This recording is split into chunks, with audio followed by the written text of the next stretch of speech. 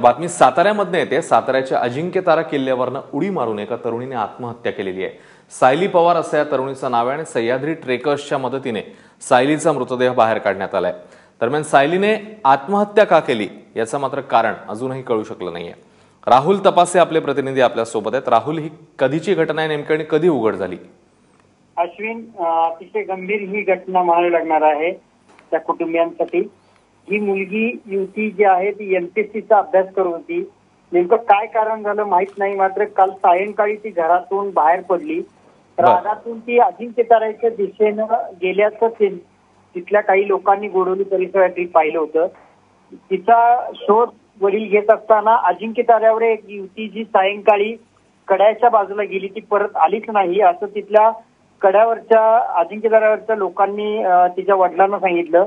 त्यावेळेला कुठेतरी हा शोध लागला आणि काल रात्री उशिरा तिने आत्महत्या केलेली आहे असं एकंदरीत प्रथमदर्शनी कळालेलं आहे।